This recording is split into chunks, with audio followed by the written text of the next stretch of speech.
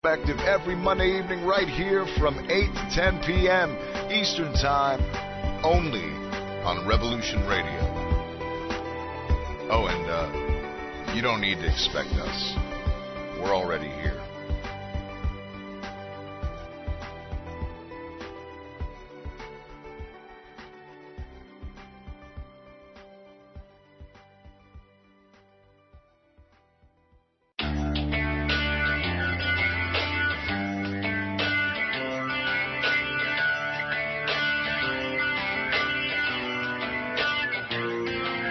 This is Thomas, a.k.a. a Mad Painter. I'd like you to join me Monday nights, 10 p.m. Eastern Standard Time for Open Canvas. Don't forget to bring an open mind. Yes, folks, that's right. Bring an open mind to an open canvas. Again, that is Monday nights, 10 p.m. Eastern. UFOs to government corruption. This is Revolution Radio, freedomslips.com. You don't need to expect us. We're already here. Many years from now, would you be willing to trade all the days from this day to that for one chance, just one chance, to come back here and tell our enemies that they may take our lives, but they'll never take our freedom!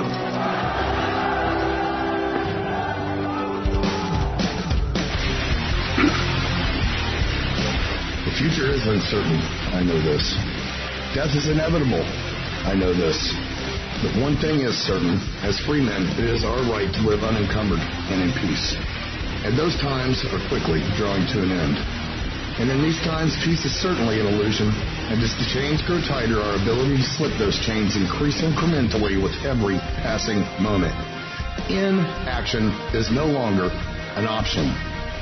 It's time to raise our voices like a cacophony of thunder and lightning and tell the masters no more. And this is Nighthawk, and I say, for myself, no more. Revolution Radio, freedomslips.com, because the freedom is slipping away.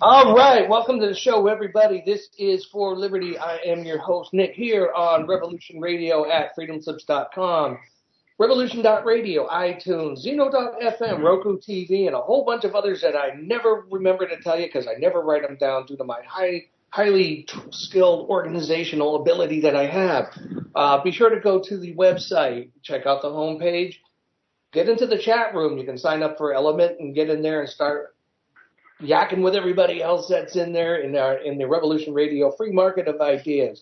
Also, go up and check out the advertising spot. If you see something you like, pick it up. You got something for sale. Pick up one of the advertising spots. They're cheap compared to everywhere else, and either way helps keep us on the air.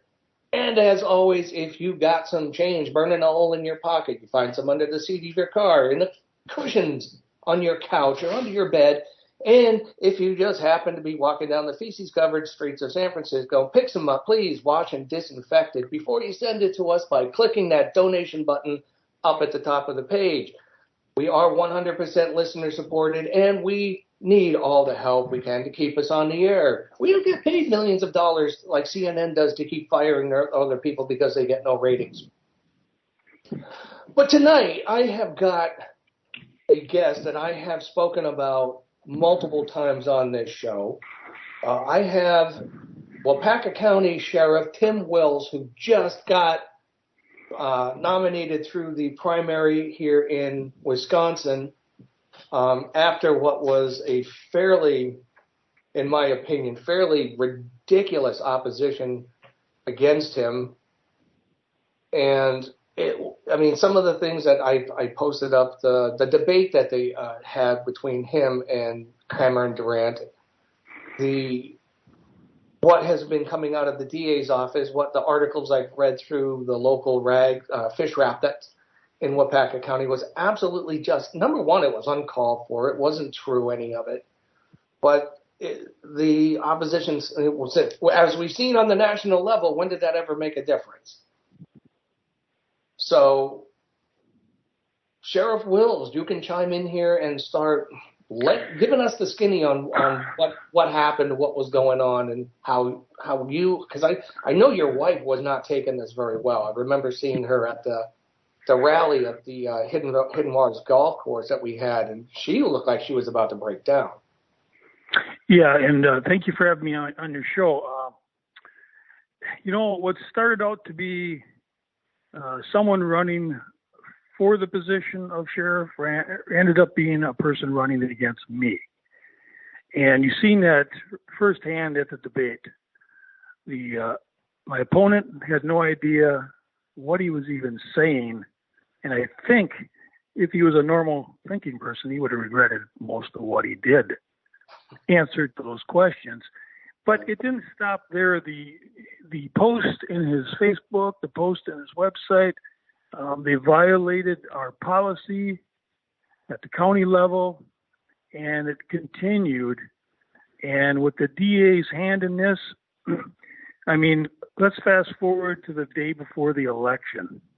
And let's back up a little bit. You're absolutely right. My wife was ready to have a nervous breakdown because never before have we been involved in such an aggressive, demeaning campaign. And talking to other sheriffs as well. They've never seen this. You run on your merits. You run on what you're going to do for the community, not what I've done to warrant whatever you think I did. They were going house to house, basically trash talking me, but never saying what they're going to do to what they call repair the diminished sheriff's office, which pretty much made a lot of people in the office pretty salty because they don't feel that way, and they continue to feel good support for me, and the morale is good. And to this day, as far as I've seen, they've never said what the morale problem is. No, because they can't. They said so many things I don't even know if they knew what they were saying. And then the day before the election, I get a call. Actually, I get an email from a local TV station that said, "Hey, we got this from your DA." And it was a press release to all the news media, the larger news media, that, basically at the end it said that I would be under, a special prosecutor was appointed by the local judge, one of them, and then for charges of possible criminal activity with me and my administration. And we were blindsided by it. So, of course, one of the channels showed up at the doorstep and wanted an interview. Little did we know that they already been over to the DA's office and got what they feel, and most of this news media out there feels they're on the side of the Democrats and the liberals. Let's see how much we can dig up. That's not true. And why would we put the sheriff on to give the truth? Because that doesn't sell newspapers, or that doesn't sell channel reviews. So, she hit me hard. In my opinion, that, of course, was misconduct in office, again, for using your position to sway an election. And as we've seen the next morning, what's that? I was going to say, what exactly is her personal beef with you? Exactly. The beef kind of started when a report was written. The report was corrected by a captain, sent over, which if she had a beef with just that, I'd be okay. Let's figure out what we can do to correct it. But the fact remains, there was a few of our officers that tried to circumvent and undermine the captain, and they were written up. And she didn't like that. That was her friends. And then it became personal with her. Yeah. And that was in 2020. And then, of course, nothing was as far as the court case, never came to light until 2022, i.e. the election. Right. So, very well, I mean, it was quite the theatrics in the courtroom. It was unbelievable. And it continues. I mean, last week I was subpoenaed by the public defender to answer questions about me being at a Rotary meeting and me being at a conference. Nothing about the case. What difference does it make if he went to a Rotary meeting?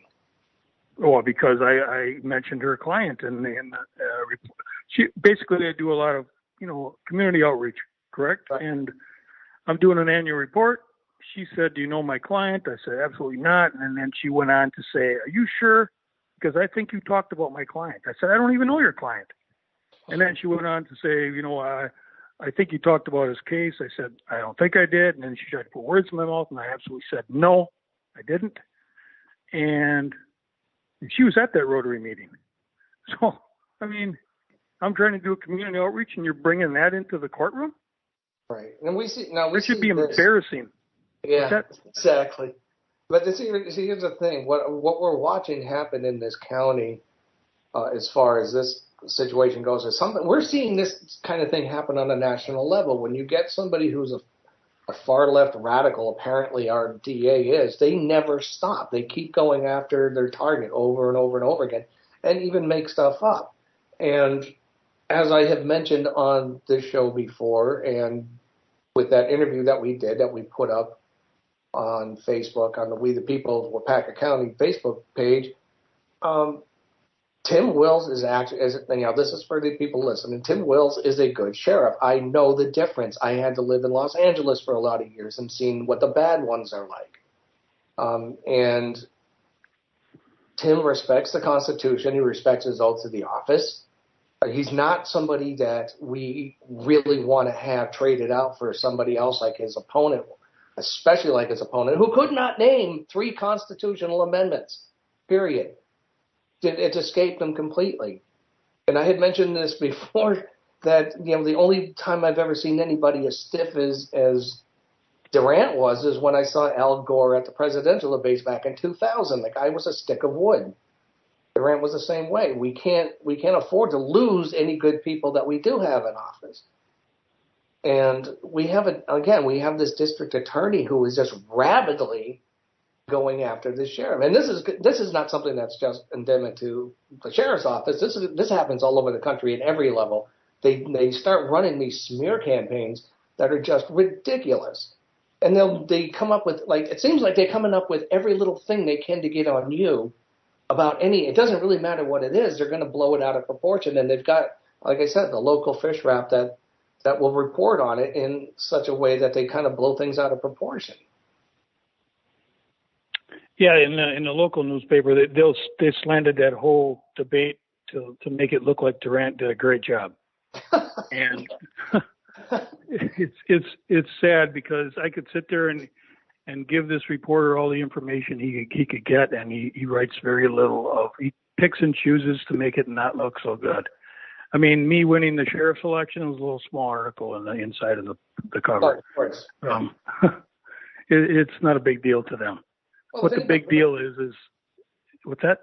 I was going to say, anybody wants to make up their mind about how that debate actually went, I suggest they can go, like I said, go on the We the People of Waupaca County Facebook page or group, and you can go back to the beginning of August, and you can see the debate for yourself. That wasn't even a contest. It wasn't even close. Right, and you got to know this public defender last week also brought up policy. And, in the debate, I used the red flag law, if it would be in effect, it would violate 3 of your constitutional rights. Okay. Right. So that did not resonate well with the Democratic side. But you know what doesn't make sense is there's still Democrats that love their firearms. You can't tell me they don't deer hunt or they don't take their concealed carry classes. I know they do. So it kind of pains me in a way to think that Democrats themselves are that far that they don't think this through. So anyway, she was present, this public defender was present at that debate. So during my testimony last week, or I should say my harassing interrogation, she asked me if a certain policy was developed that said you had to go out and take every gun from the Waupaca County citizens, i.e. the red flag law, would you do it? So first of all, the policymakers we go through would not have that written out. That would be come from the feds to the state level, I said, and it wouldn't be in my policy.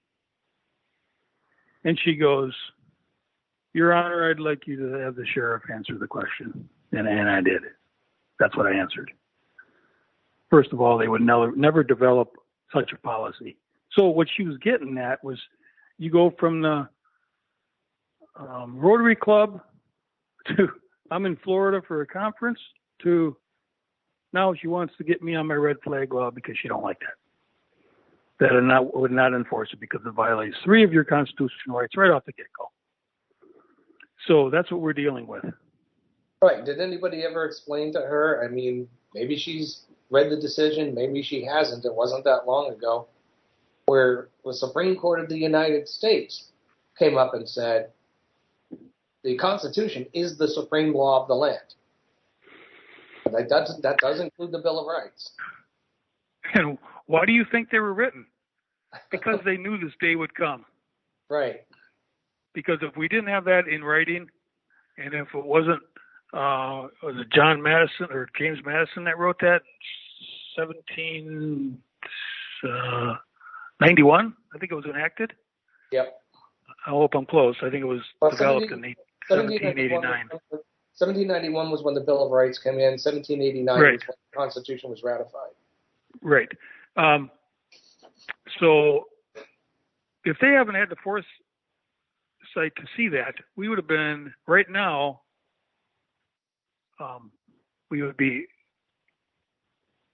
everybody's security would be in danger because they would take everything we have. Right. It would be like living in Russia, unfortunately. It'd be probably worse at this point. Yep. So I don't know where this is going to go. I don't know if I can get subpoenaed anymore for cases I know nothing about, but it's never talking about the cases. It's talking about me and my personal time, my personal life, what I do for outreach, what I believe in.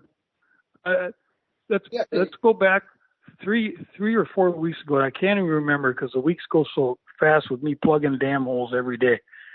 I was up on the stand. I was subpoenaed by the DA's office. So I had 2 assistant DAs, one that just came over from Portage County as a public defender and literally is, I don't even know how to put this in good words, but very aggressive. You can use every word except the F word. She asked me if I was constitutional sheriff. I told her I was. She said, "What is a constitutional sheriff?" I said, "Well, I don't, she was getting to me, so I just said, I don't have the handbook in front of me. I don't have that definition right in front of me. If you want it verbatim, I don't have it." So she goes, "Well, do you belong to a constitutional sheriff, some group?" I don't even know. I never heard of it. And that's exactly what I said. Uh-huh. I said, I never heard of it. I belong to the Badger Sheriff's Association. That's 72 sheriffs in this county, or this state, I'm sorry. And she said, "Well, you're not a constitutional sheriff then." I don't know what she was getting at, but you tell me that has anything to do with the case. Well, that's the whole point, though. I don't think it did have anything, and it didn't matter that it didn't have anything to do with the case. I think she was trying to attack your credibility, which is when they don't have anything else, that's what they do. Who attacks the sheriff and why?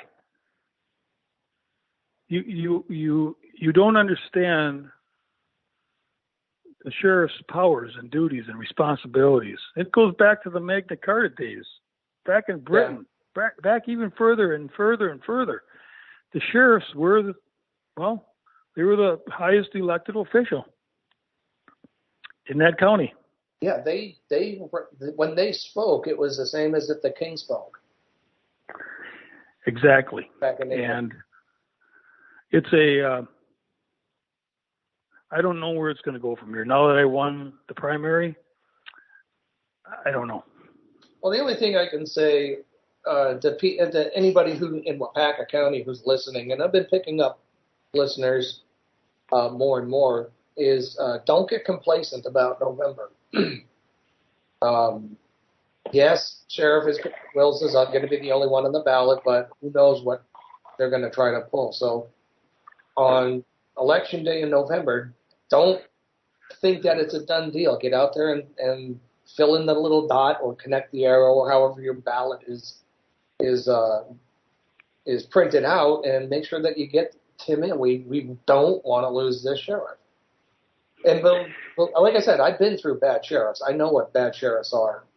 I've seen what they've done. I've seen the kind of things that can happen when they simply act like puppets for somebody else. Yeah, and November 8th, we need all the support we can out there.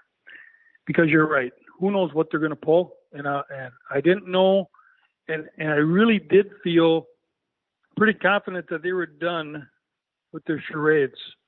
But then, like I said, on the 11th hour, the day before the election, the DA released what she released. And according to the information I received, her special prosecutor is a retired assistant district attorney that worked for her. Now we're talking shocking. Definitely an issue. So I don't know where that's going to go, but we haven't heard a word since. Well, we're trying to get our hands. What's that? I was going to say, like I said, this is not uncommon with the kind of politics we've been seeing in the last couple of years. I'm actually watching it happen with the sheriff in Los Angeles, who, by the way, turned out to be a lot better than I thought he was going to be. This guy, Sheriff Villanueva, because he refused to trot on people's rights too by enforcing masks and lockdowns and all of that. They are going after him and trying to get him removed as well. So I think I just read that. Yeah. Go ahead. Like I say, it just seems like that when we get somebody who does their duty, and this is the sheriff's office, this is what my job is, and when you come out and you say this is what I'm going to do, and you actually do it, it's like you put a bullseye in your back for some reason. Mm-hmm.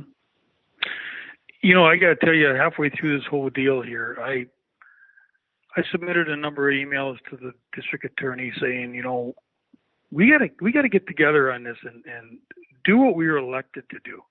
Right. And that's fight for the rights of the citizens and serve them. And basically I got back, well, we should wait till the DOJ's report is complete. Would it be prudent, she said? And I said, no, I think immediate would be better. And I really didn't get anywhere with her. Because, of course, Durant was using that as his campaign platform to build a better relationship with the district attorney.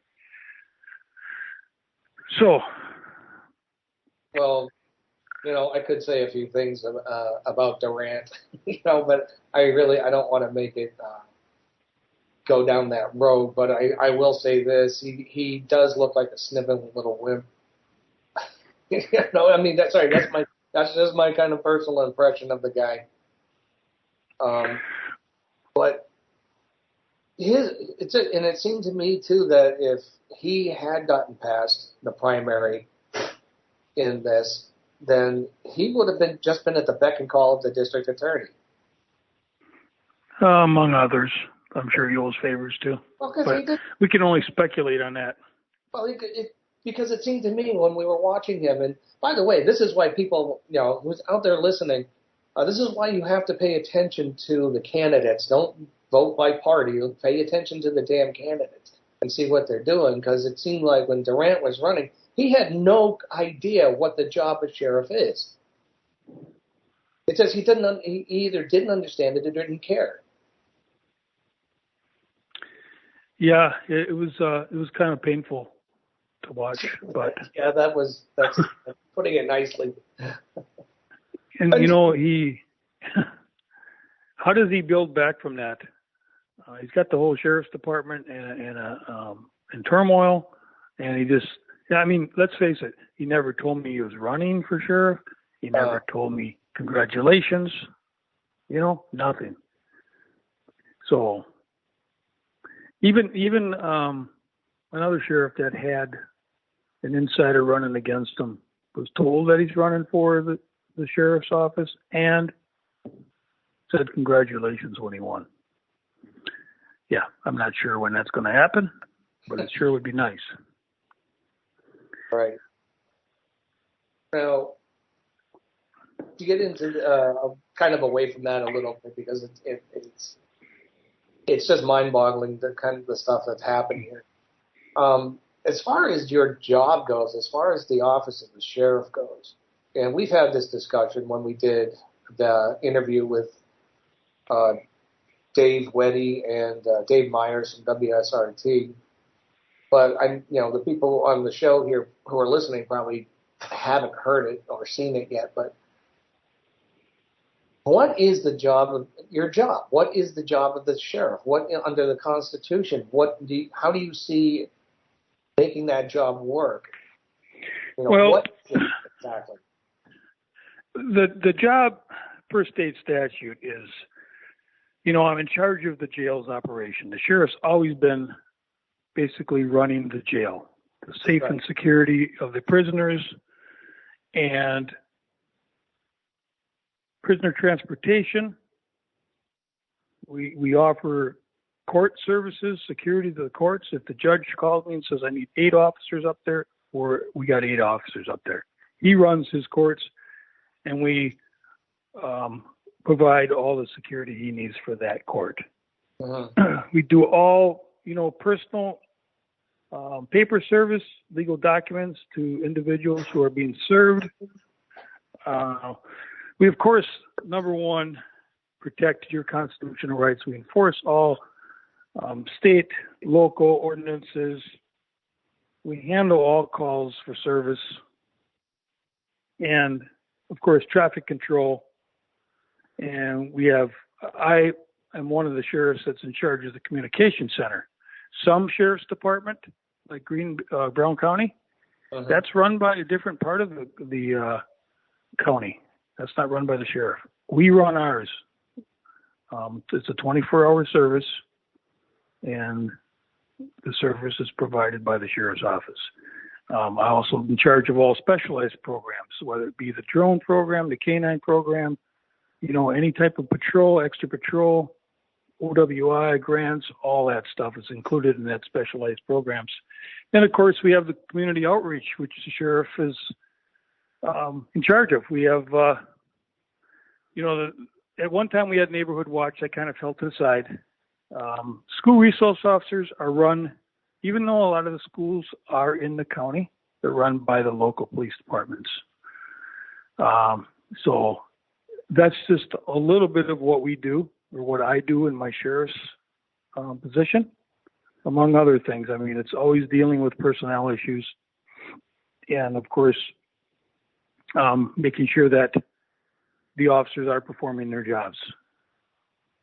You mean there's an actual merit-based system in the sheriff's department?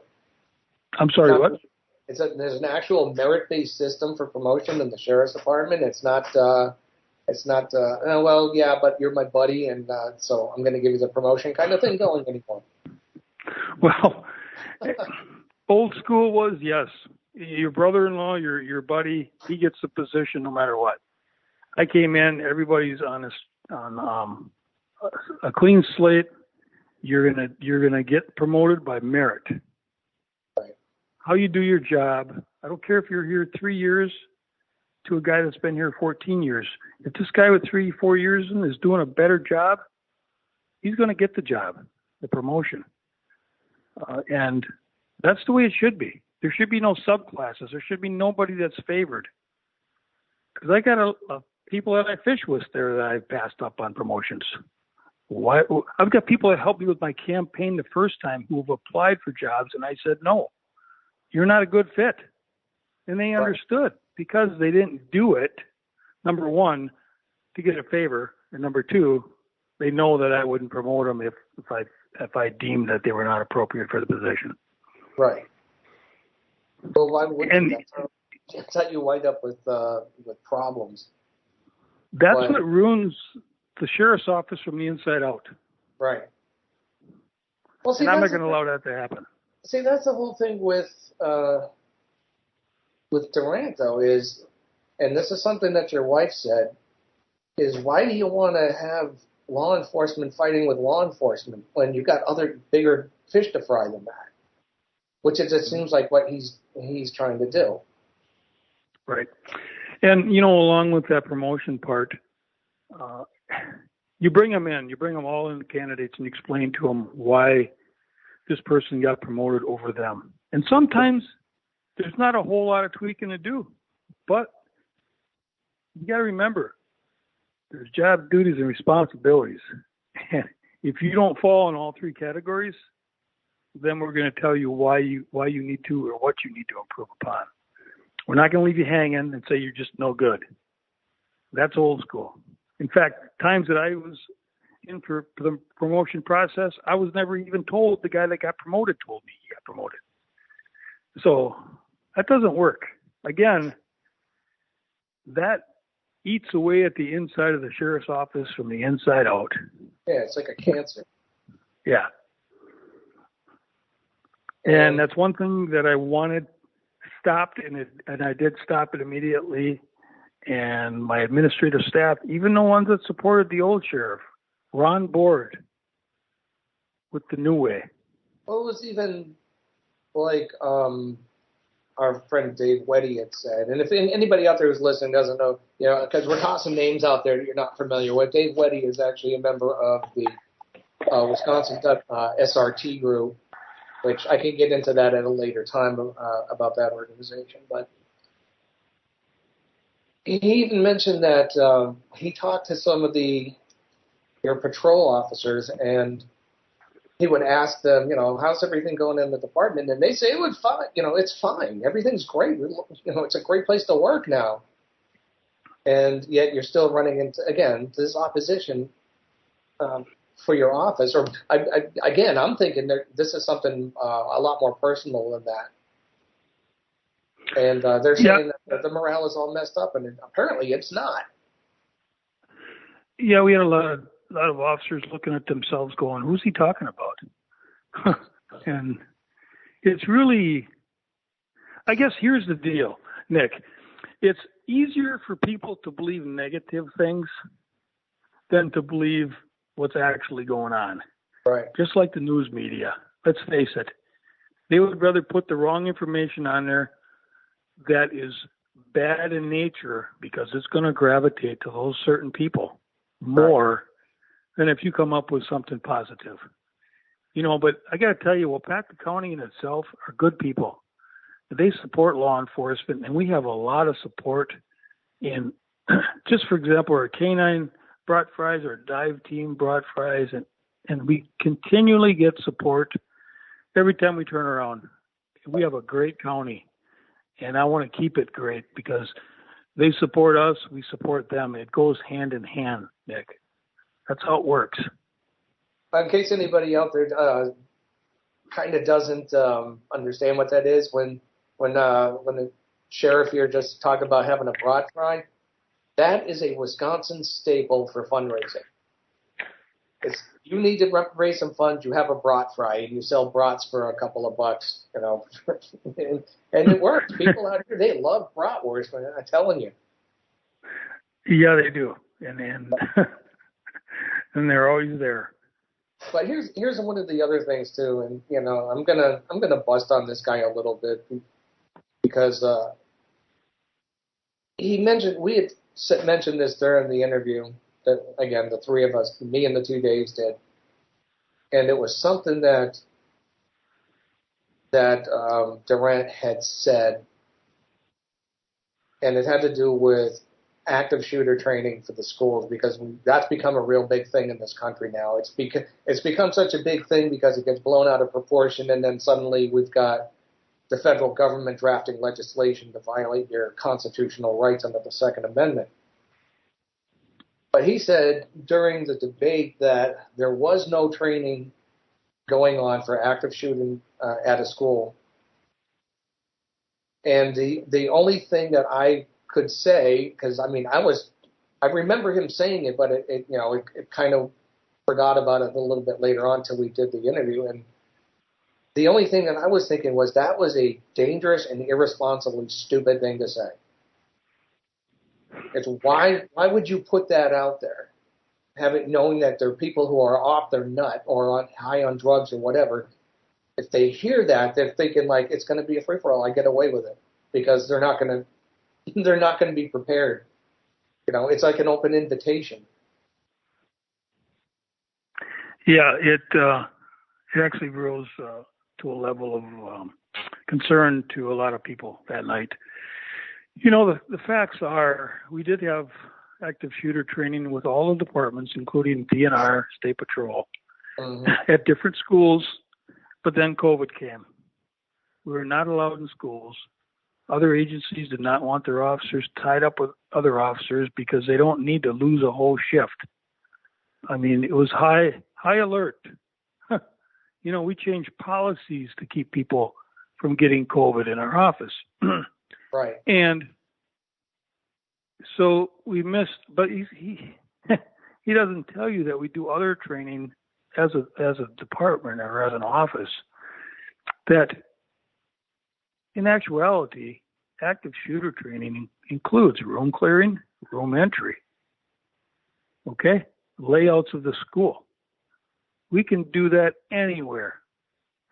We do it at the school to be familiar with the schools. Each officer has a scan card to get in. We walk through them schools a lot of times. We, meaning the officers. And, as he says that, we've already had active shooter scheduled for this year with all the other agencies. It was last month for a week, and now makeup is the 20th of September to catch the rest that couldn't make it on that week of training. So it's bizarre. First of all, if he's complaining about officer safety, why would he bring it up? Number two, if he's worried about the community, why would he bring it up? And like you said, there's people out there that are waiting for that information. That's good to know.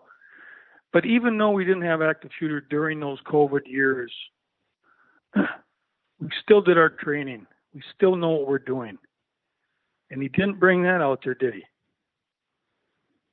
He thinks we just drive around in cars and do zero training. I have a training officer that is, I was actually in charge of our training. I was a training coordinator. I trained in all of the firearms, the taser, the defensive tactics, room clearing, all that. Plus, I coordinated it all. Now the guy that came up behind me, even better than I was, and that's the way it should be. He is always training and always safety for officers in the community we live in, and that's all he thinks about. And I'm glad to have him because we do training consistently, and to the point where people get a little annoyed with all the training, but I just tell them it's for the best.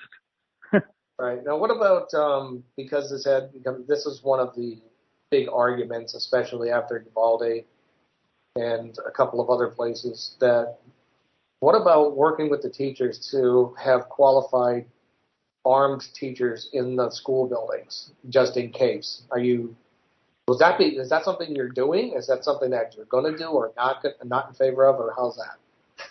Well, Nick, I'm not against it. Here's the problem you lie.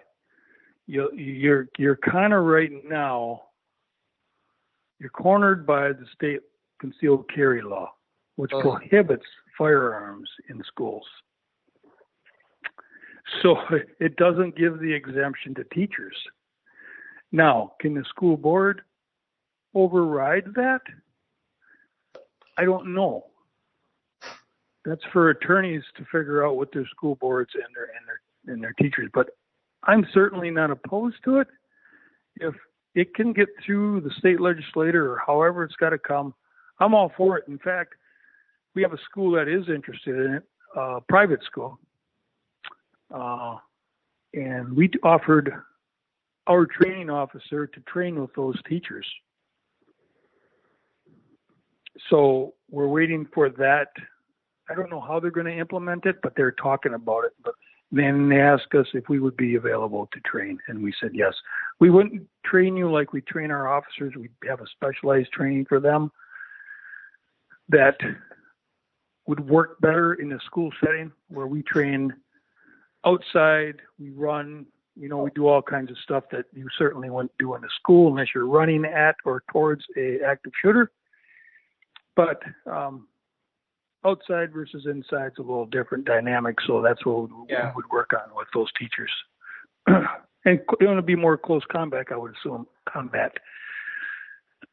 which we also do for our officers. But, we do, our officers do twice a year. They're required to do 4-hour trainings, plus we have to do state qualification. And we offer all the officers, anytime they want to train, they can train with firearms. It just seems to me that it would be more logical to have somebody there on the school grounds, who is armed just in case, because it's who has a quicker reaction time than waiting for the sheriff's department or the police department to show up. Well, think about all the school teachers that protected the students and were killed. Those are brave citizens or brave teachers that could have, if they had a firearms, protect themselves and everyone around them.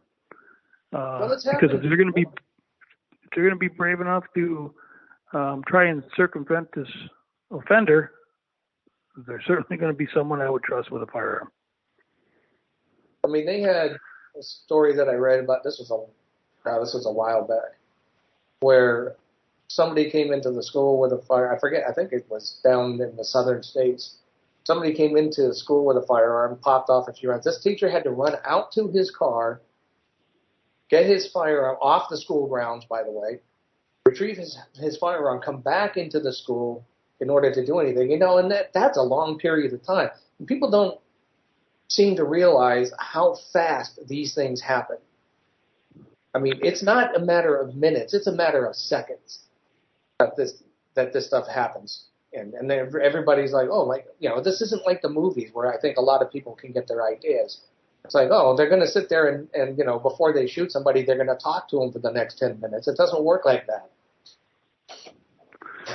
So, and you're absolutely right. I mean, these are, if I were to arrive at a school with an active shooter, I would not wait or hesitate. I would go in, find an active shooter. That's how we train. We train with one person going in and the other person coming in and joining. There's things that we do that we've actually will have the teachers be there to witness what we do and maybe even be part of it. Right. So that's what we talked about for next year's training.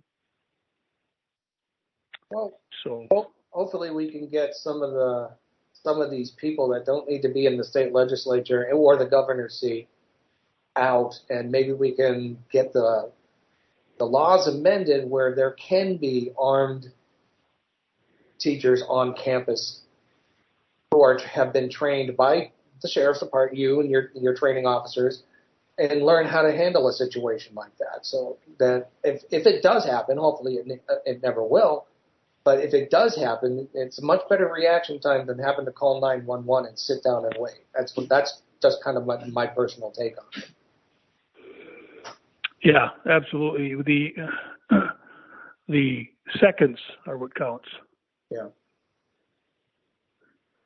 So if we can get that through the state, and hopefully maybe we got someone new coming in, that can make all the changes we need.